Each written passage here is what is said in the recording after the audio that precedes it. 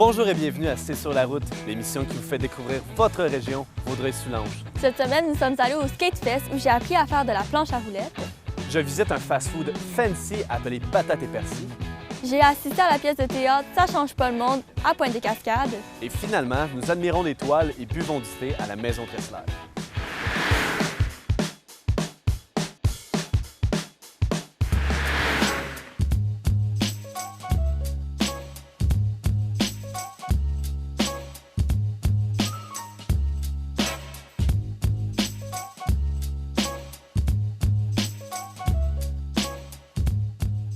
Allô tout le monde! Salut! Aujourd'hui, on est à Pincourt Plus précisément au Skate Fest de P-Town.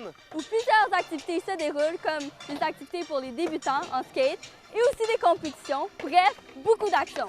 Rosalie, je propose qu'on se sépare puis d'aller voir ce que le Skate Fest a à nous offrir. Bonne idée, Marc-André. Let's go! Allons-y!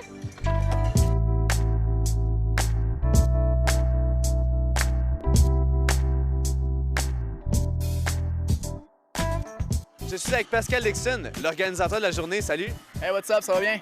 Ouais, toi? Yes! Est-ce que tu veux me parler un petit peu des prix qu'on peut gagner aujourd'hui? Ouais.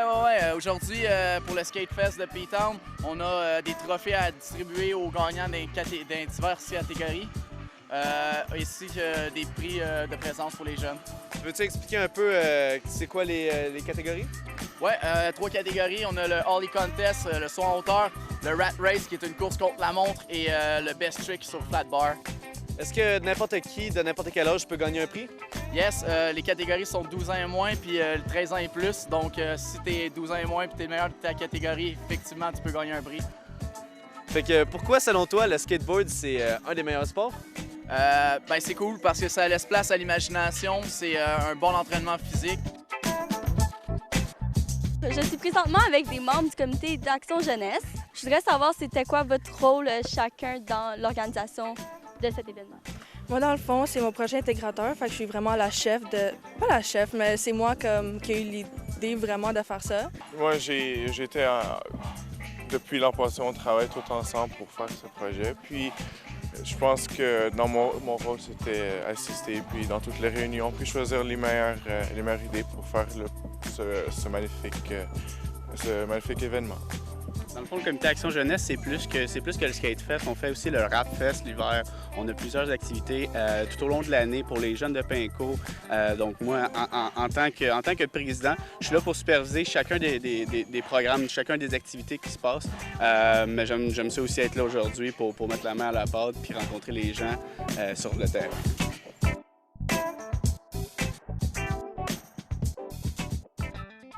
Est-ce que je peux m'inscrire? Je suis vraiment débutante en skate, là, je connais bien. Ouais, c'est bon, on peut faire une exception.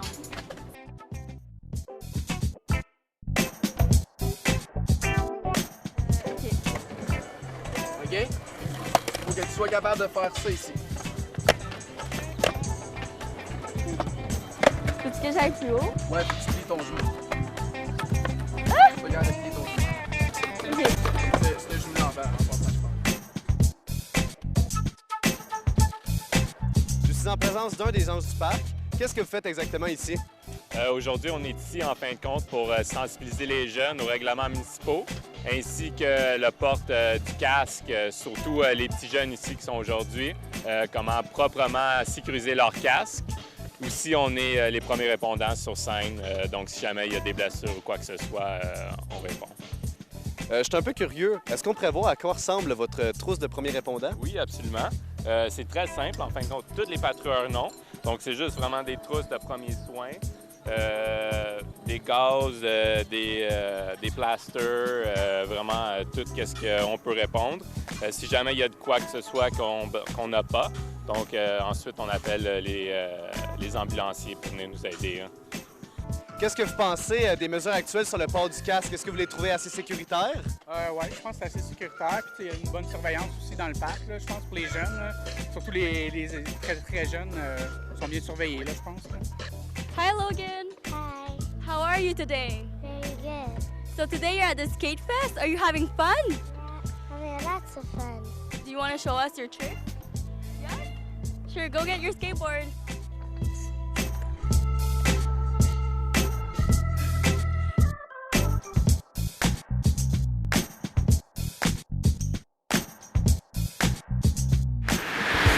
Ouais, Rosalie, t'as de la misère à dire mon nom.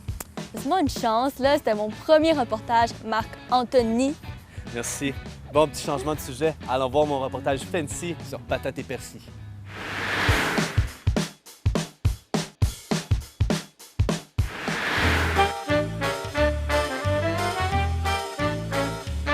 Éric, Oui. c'est quoi le concept de patates et persil? Patates et persil, c'est un endroit où il y a eu, ça fait 37 ou 38 ans qu'il y a un petit casse-croûte sur le coin de la rue. Probablement que les gens qui sont de la région savent qu'il y avait Resto Route Canada ou Canada Drive-In qui appelait ça, M. Parasco. Je n'ai eu que des loges sur ce qu'il faisait pendant les 30 quelques années qu'il a été là.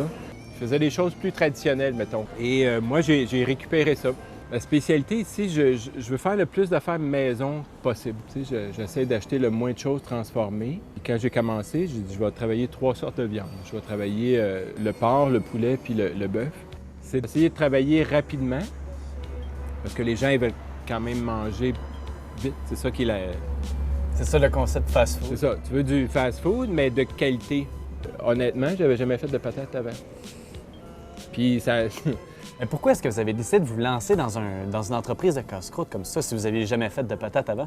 Je me suis dit, pour conserver quand même la clientèle locale du quartier, on va pas faire un saut gigantesque vers une cuisine là, qui va faire peur aux gens. Là. Tu sais, je dis, on va y aller progressivement. Je vais intégrer des burgers un peu différents. Je vais intégrer tranquillement des choses. Puis à un moment donné, je fais 3 sortes de patates. Pour ça, patates, on s'est dit, tant qu'à avoir le mot patate dans notre nom, on va en faire une couple de sortes. Fait que j'ai la patate douce, j'ai la patate maison, qui est la frite fraîche rouge. La frite rouge, c'est la frite des casse-croûtes au Québec. C'est pas la frite de McDo, la rouge. McDo utilise de la blanche. La blanche est beaucoup plus croustillante, mais a moins de goût. La rouge contient plus de sucre dedans. Et c'est celle-là que les Québécois aiment dans les casse-croûtes. Fait que je continué, moi, avec la patate rouge. Fait qu'on fait de la patate comme ça. Et j'ai intégré une frite aussi que les étudiants aiment bien parce qu'on les retrouve souvent dans les cafétérias d'université, de cégep. Qui est une frite spirale, qui appelle spirale épicée. C'est pas une frite maison, mais c'est une frite qui a beaucoup de texture, qui est intéressante. Alors, fait que j'offre les 3 frites. Là, il y a un engouement, il y a une mode, si tu veux, pour la patate douce, parce qu'il y a des gens qui ont dit à la télévision que la patate douce a un index glycémique qui est plus bas, donc en termes de sucre dans ton système, c'est mieux, c'est moins engraissant. En termes de goût aussi, c'est mieux. Bien ça, ouais, c'est une question de préférence. Question de préférence, de goût de chacun, mais c'est différent, les gens ne connaissaient pas. Pourquoi avoir choisi le concept patates et persil comme une cuisine un peu originale? Quand j'ai décidé d'acheter le resto, je pouvais pas embarquer complètement dans les bottines de l'autre parce que c'est pas moi. Et puis, je pense que en affaires, une des clés du succès, c'est de faire quelque chose qui te ressemble, quelque chose qui est toi. Alors, ce matin-là, j'ai pris la décision de fermer pendant 5-6 semaines, le temps de rénover la place, que j'ai un endroit qui me ressemble aussi. C'est ce qui plaît aux gens, d'avoir un endroit qui est sans prétention, mais où on essaye de faire le mieux qu'on peut. J'aime les gens, j'aime être avec eux autres. C'est moi qui, tous les jours, je suis à la caisse pour prendre les commandes, puis mes clients, ils viennent, on se connaît.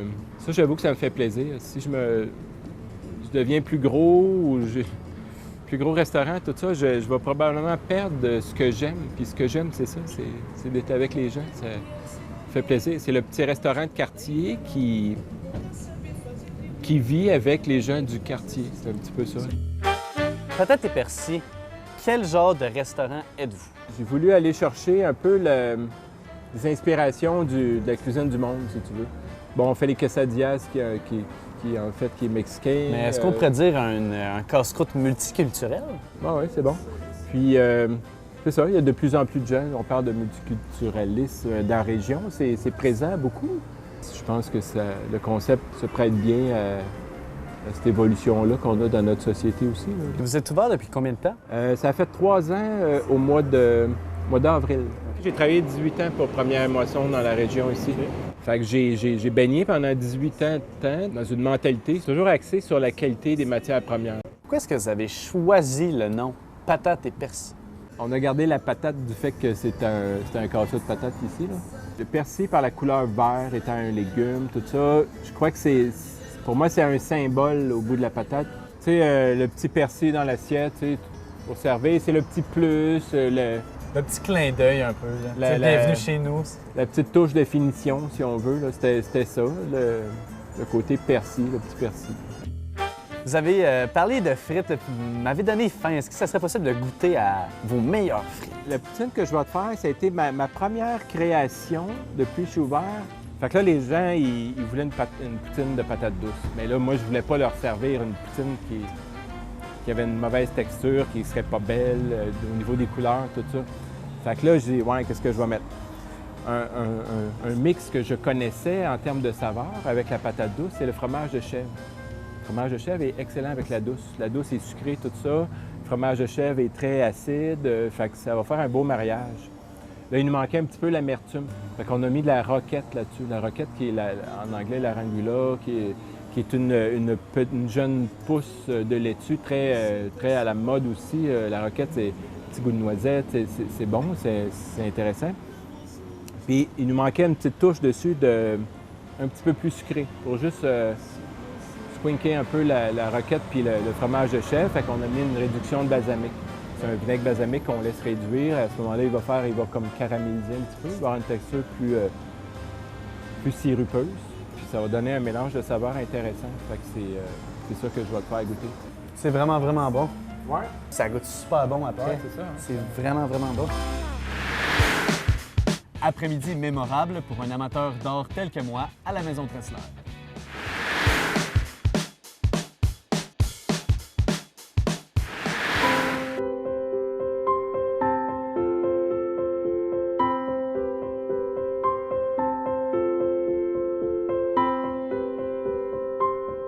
Désirez-vous que je vous raconte un peu l'histoire de la maison et de son constructeur? Excellente idée. Alors ici, c'est le magasin général de M. Tressler. M. Tressler est un Allemand qui est arrivé ici avec les Anglais.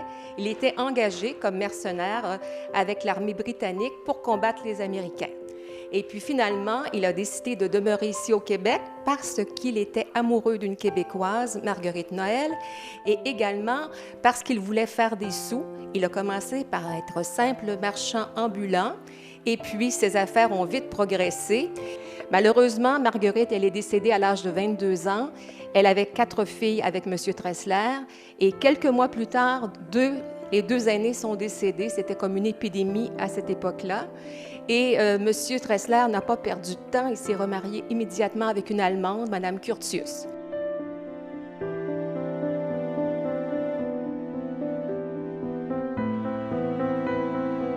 Voudriez-vous nous parler un peu des œuvres d'art qui s'y retrouvent? Ici, ce sont les œuvres de Mme Ginette Malouin, qui est une artiste peintre de la région. Alors, elle expose ici jusqu'au 13 septembre. On a 3 galeries d'art dans la maison, la galerie Antoine-Aimé Dorion, la galerie Iphigénie et le salon Rainville. On a fait une autre galerie d'art qui s'appelle, c'est celle-ci, la galerie Iphigénie. Et Mme Filion, son exposition s'appelle « Sortir du cadre ». C'est quel genre de thé au juste? Le thé à l'anglaise, c'est la sandwich au concombre avec les pâtisseries scones avec la crème d'Avenshire, les confitures et puis aussi le strudel avec une sauce caramel. Et les étudiants apprennent à faire la sauce, à faire la crème et font le service sur la terrasse. On a des thés en feuilles, quelques variétés qu'on offre à la clientèle.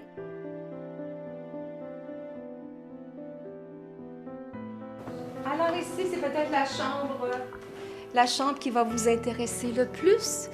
On dit que c'est la chambre de Catherine et Madeleine, sa sœur, qui ont dormi dans cette chambre. Alors encore là, M. Bach a fait une illustration assez précise. Un soir de pleine lune, que la chère Catherine revient hanter les lieux parce qu'elle n'a pas pardonné à son papa qui l'a déshérité et chassé de la maison. Et Catherine, avec son amoureux, qui était un commis de son papa plus âgé que lui, plus âgé qu'elle, mais en plus, il était protestant, donc une autre raison pour laquelle M. Dressler ne voulait pas qu'elle épouse M. Hayes. Alors, elle avait une façon de communiquer avec son amoureux. Elle avait une cache au message. Est-ce qu'on peut aller voir ça de plus près? Bien sûr. Alors, ma pierre, pas tellement... Alors voilà, la cache. Et là, c'était vraiment les messages qu'ils s'échangeaient pour aller se rencontrer, soit au bord de l'eau, quoi que ce soit. Puis nous, on a développé avec les années un circuit vraiment pour le milieu scolaire, sous forme de contes, de jeux, d'intrigues. Et puis, justement, on a des petites questions. Les enfants doivent vraiment écouter, observer, participer. Et on a un message comme c'était M. Hayes qui écrivait à sa douce. Et on fait toujours lire le message par un des élèves et c'est bien, bien amusant. Est-ce que M. Dressler a un jour découvert la cachette ou ça a toujours été un havre de paix pour pouvoir échanger leurs messages? Ça, je ne le sais pas parce que naturellement, je sais qu'il a empêché tout le monde d'aller au mariage de Catherine. À la publication des gens, je pense qu'il y avait 3 personnes dans l'église. Et à ce moment-là, il l'a chassé, il l'a déshérité. Et Madeleine, une année après, a fait comme sa sœur. Elle a aussi marié un commis. Donc, les 2 filles ont vécu plutôt dans le coin des Cèdres. Ils ont élevé leur famille, mais elles ont intenté un procès à leur père parce qu'elles voulaient avoir une partie de l'héritage de leur mère, Marguerite Noël, la première épouse, et elles ont gagné. Et pour l'époque, c'était beaucoup d'argent. Elles ont gagné comme un montant de 20 000 $. Alors, finalement, je pense que Madeleine et Catherine n'ont pas été si malheureuses que ça parce qu'avec l'argent, ils ont pu faire leur vie. Puis il fallait aussi avoir de l'audace, dire, ben je tiens tête à mon père, puis au diable son argent. Puis finalement, aller en procès contre le paternel, c'était pas fréquent. Et puis, donc, moi, je pense que Catherine est pas si malheureuse que ça. Puis je sais pas si vraiment elle a envie de revenir hanter les lieux.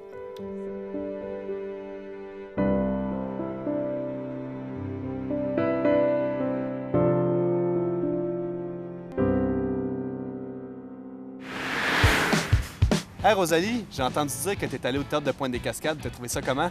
C'était vraiment drôle, mais en 3 mots, c'est le plaisir.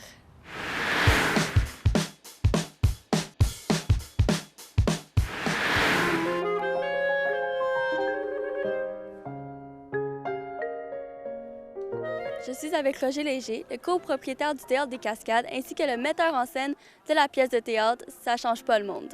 Pouvez-vous nous faire un résumé de la pièce? D'abord, c'est l'histoire d'une famille. Ça se situe, je dirais, entre ceux qui sont plus âgés, quelle famille, puis les bougons. Tu veux que je te le dise? Ouais. OK. Ah, c'est trop là ton affaire, on en parlera l'autre fois. C'est une famille dont le père est un être exécrable, un être que tout le monde a de la misère à supporter, mais qui ne sont pas capables de lui dire. Alors, ils vont tous en thérapie pour enfin pouvoir l'affronter. Ça fait 6 mois qu'ils sont en thérapie. Ils n'arrivent pas à l'affronter et là, ils prennent la décision de le faire. Et au moment où ils sont prêts à faire une intervention, on apprend qu'il a gagné 40 millions à la loto. Et toute la pièce tourne autour de ça.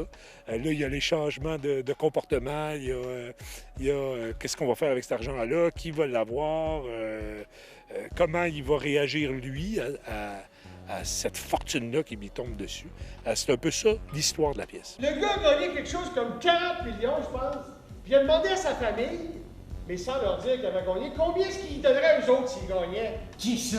Ben sa famille, calvaire! Mais c'était comme un jeu! C'est la première fois que vous ne faites pas partie de la distribution. Pourquoi avoir pris cette décision cet été?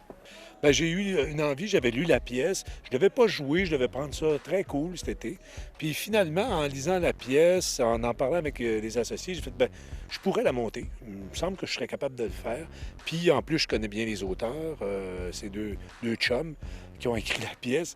Et j'ai fait, tiens, avec cette gang d'acteurs-là, je pense que je me sentirais à l'aise de faire la mise en scène. Puis j'ai eu beaucoup de plaisir à le faire aussi. Sa famille ou c'est lui qui a gagné? C'est lui! Mais il voulait savoir combien est-ce qu'eux autres ils donneraient pour savoir combien lui, il allait lui donner! Non, mais pas pour rien lui donner, c'est lui qui a gagné! C'était quoi le gros défi en tant que metteur en scène? Bien, d'abord, c'était de rendre ça le plus vivant possible, le plus rythmé possible. C'était aussi de rendre des personnages crédibles et auquel on pouvait un peu s'identifier. Puis c'est aussi de faire ressortir tout ce qu'il y a de comédie dans cette pièce-là. Ces auteurs-là écrivent, on voit tout de suite les situations, on comprend qu'il y a des gags, que c'est drôle, qu'il y a des situations loufoques, même absurdes par moments. Il faut juste les mettre en lumière, les faire vivre, ces situations-là. Puis aussi le lien familial que j'ai beaucoup travaillé entre les acteurs, entre les personnages, qui sont dans des dynamiques de conflit, de manque de respect, des fois, de ce qu'on connaît dans nos familles aussi. Puis c'est ça aussi que j'ai essayé de mettre en avant, moi. Au théâtre, on essaie de former une famille. Je pense qu'on a formé une belle famille. Ensemble, même avec les concepteurs que je connais depuis des années, qui font les décors, les costumes, les éclairages, tout ça, on a une chimie, je pense, particulière qui est identifiable au Théâtre des Cascades. Oh! Mais oui! C'est sa fête bientôt! Mon rôle, c'est Chantal, la femme du bougon, la femme de celui qui n'est pas fin, celle qui a entraîné toute sa famille en thérapie pour qu'on essaie de savoir comment est-ce qu'on peut vivre avec un monstre pareil. Alors, c'est un beau personnage qui est un petit peu...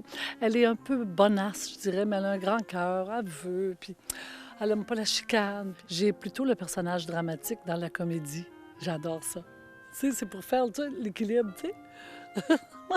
Hey, Mathieu, regarde, le gars, il a gagné 40 millions. Pour un spectacle comme aujourd'hui, combien de temps ça prend pour travailler ce naturel? On a commencé en avril.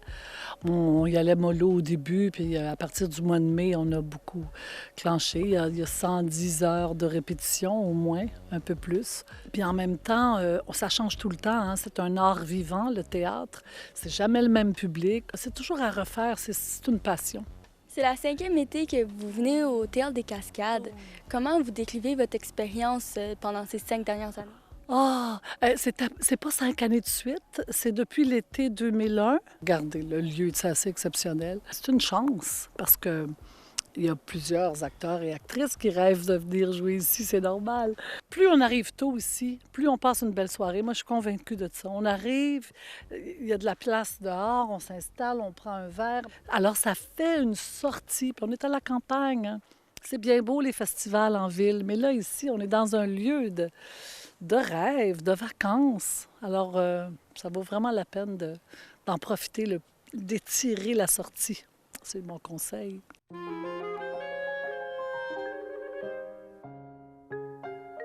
J'aimerais savoir, avec le restaurant et le théâtre, est-ce que vous avez des combos? Oui, on a un forfait souper-théâtre. On a un très, très, très bon buffet qui, d'ailleurs, c'est l'entreprise Le Sonny's, le bar Resto Sonny's, qui est notre traiteur. C'est un buffet gastronomique. On a un chef sur place. Le service est très, très courtois. C'est très important pour nous autres que les gens sentent aussi cet esprit familial-là quand ils viennent ici, cet esprit de convivialité, mais de détente aussi. Salut, maman! Ça doit être mon fils préféré! Bonsoir, on aimerait avoir vos commentaires sur la première partie de la pièce de théâtre. Un bon jeu de comédien. Ça a été vraiment, pas du vaudeville, là, mais c'est bien présenté. Moi, je trouve ça divertissant, très rafraîchissant. C'est une pièce de théâtre d'été. À date, j'aime bien ça. Moi, j'ai trouvé ça très drôle jusqu'à maintenant. C'est bien joué. Je trouve que les acteurs rendent bien leur rôle, là, vraiment. Puis moi, je viens depuis des années ici. Ça fait au moins depuis le début, je pense que je viens.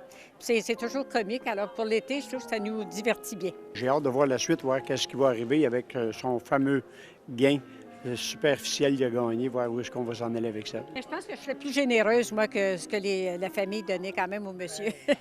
Sur un ton d'une question plus bonus, j'aimerais savoir comment vous décrivez le théâtre en 3 mots. C'est le plaisir. Merci beaucoup. Merci à toi, Rosalie.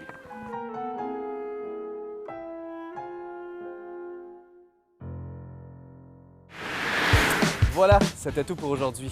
On vous retrouve la semaine prochaine pour une autre émission de C'est sur la route.